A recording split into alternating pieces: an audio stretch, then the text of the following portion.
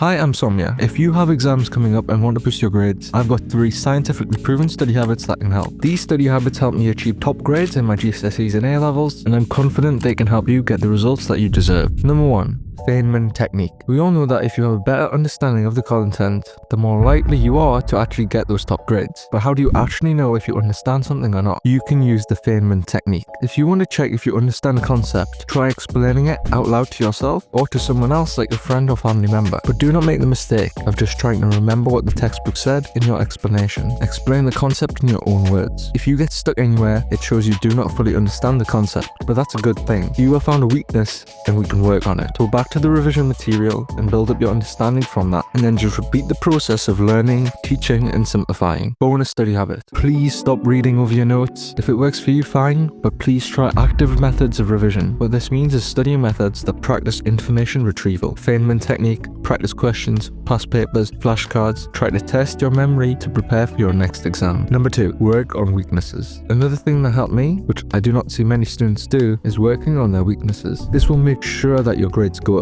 After getting an exam back, look over the questions you got wrong. Make sure you understand why you got it wrong and how to get the correct answer, but also make a list of what topic the questions you got wrong were on. When you make this list of weak topics, you can actually physically see what you need to focus on and not just have a guess or try and think what you were bad at. To work on the weak topics, I found it best to watch YouTube videos on those topics and answer relatively more practice questions on these weak topics compared to others. And it would not be a bad idea to match the study habit with the Feynman technique. Number 3, having a plan. And do you ever just sit down and study and then just start thinking about what's for dinner or what your weekend plans are? Or that needs to stop. We know that this happens and we just need a solution. An effective way to deal with it is by actually having a plan. Not just saying I'm going to revise chemistry tomorrow, but instead saying I'm going to revise atomic structure and trends in group 7 of the periodic table by making notes and answering questions. When you have a lot to do, plan out how you will spend your time. I usually just dump all my tasks on the calendar like this. This way I can rearrange things easily. By making a plan, your brain knows that there is actually still work left to do. And if I physically see that there's stuff that I need to do, my brain is less likely to daydream. And I don't know about you, but there is something satisfying about actually getting the stuff you plan to do done. And a small bonus tip is to have everything ready the night before to make it a little bit easier for you to start studying. And I have one more study habit for you. You may want to study, but you just feel too tired after school, but top students know how to deal with it. I go through some solutions that could work for you in this video here.